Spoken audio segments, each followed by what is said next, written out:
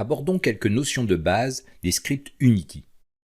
Dans ce chapitre, nous allons apprendre le langage C#. Mais avant toute chose, je vais vous apprendre quelques notions de base concernant l'Unity Script. Alors, la première chose que je vais vous montrer, c'est comment vous pouvez créer un script C#. Alors pour ça, très simple, on va aller au niveau du projet, on va faire un clic droit, dans le menu on va choisir Create, qui veut dire créer, et on va choisir C# Script. Vous pouvez voir un icône qui apparaît dans l'onglet projet, et il est inscrit New Behavior Script, qui sera le nom par défaut de tous les scripts que vous créez. Évidemment, vous pouvez voir que ça attend une saisie clavier, et là je vais créer un script qui va se nommer mon script. Alors vous pouvez voir que je mets M en majuscule parce qu'un script de convention va toujours commencer par une lettre majuscule. Donc ça c'est à retenir et vous allez comprendre ça au fur et à mesure de la formation, on va revenir là-dessus.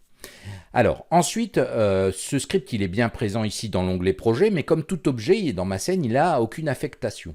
Donc pour ça, pour qu'il agisse au niveau d'un objet ou de quelque chose, il faudra lui affecter. Alors on va faire simple, on va ajouter tout simplement ici un cube dans notre scène. Voilà, on peut voir que j'ai ici un cube. Peu importe. Et peu importe où il se trouve, d'ailleurs on peut voir qu'ici dans mon GameView il est bien au centre, c'est parfait, mais c'est pas vraiment ce qui va m'intéresser. Parce que ce cube en fait va simplement porter notre script dans un premier temps. On va lui affecter, et comme on va se servir essentiellement du C# pour apprendre ses fonctionnalités, on va tout simplement utiliser beaucoup de sorties texte. Et de ce fait, on ne va pas agir directement maintenant sur les objets parce que, encore une fois, le C# va vous permettre de manipuler les API d'Unity. Vous avez vu ce que c'était lors de la présentation. Et donc, avec uniquement le C#, on ne va pas être capable de faire bouger ce cube ou de le détruire et autres. Pour ça, on va faire appel aux API d'Unity grâce au C#. Donc, on va d'abord apprendre à manipuler, à utiliser le C# dans Unity. Donc pour ce faire, on va utiliser beaucoup la console. Donc ce que je vais faire, je vais la déplacer et la positionner ici. Le cube ici ne servira que de porteur de script et il n'y aura pas de jeu ici. Donc comment je fais pour affecter ce script maintenant à ce cube? C'est très simple. En fait, j'ai trois possibilités. Je prends le script à la souris et je fais un glisser-déposer sur l'objet en question. Et je lâche la souris, il sera affecté. Vous allez le voir apparaître dans l'inspecteur. D'ailleurs, je peux faire exactement la même chose en glissant-déposant directement dans l'inspecteur du cube sélectionné. La troisième possibilité est tout simplement de passer par le menu Add Component. Et là, vous pouvez voir que si je tape la première lettre de mon script, MON, là par exemple, j'ai bien mon script qui apparaît. Et si je le sélectionne, voilà, j'ai le même résultat. Donc voici les trois possibilités pour faire ça. Alors, ensuite, vous allez devoir évidemment éditer ce script. Alors c'est très simple pour l'éditer, c'est-à-dire pour commencer à ouvrir l'IDE qui va nous permettre ici de manipuler, de créer du code, on va faire tout simplement un double-clic sur l'icône du script ou tout simplement directement ici sur le nom du script dans l'inspecteur. Si on fait un double-clic, on va pouvoir observer que Visual Studio va s'ouvrir et là vous allez voir le script qui est ouvert. Donc pour le moment ça ne vous parle pas, rassurez-vous, c'est tout à fait normal et on verra ça un peu plus tard. Alors, je tiens aussi à dire que si vous n'avez pas, normalement, Visual Studio est installé par défaut. Donc, normalement, vous cliquez, ça s'ouvre. Si vous avez un souci, vous allez au niveau du menu Edit, Préférences, et vous allez au niveau des External Tools. Et là, vous pouvez voir que vous avez ici l'éditeur externe de script. On peut voir que par défaut, moi, j'ai bien Visual Studio Community 2019.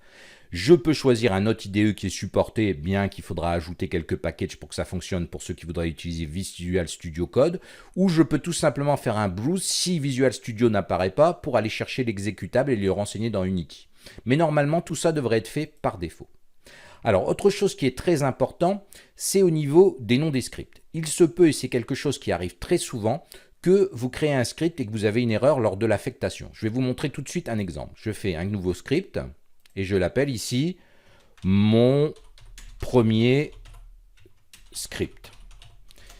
Si maintenant je crée ça, on peut voir, bon là par défaut Visual Studio s'ouvre, c'est pas très gênant, mais on peut voir que mon script il est bien là. Si maintenant je veux l'affecter au cube en glissant déposant par exemple, vous pouvez voir que j'ai ce message d'erreur. Can't add script component, mon premier script, because the script class cannot be found.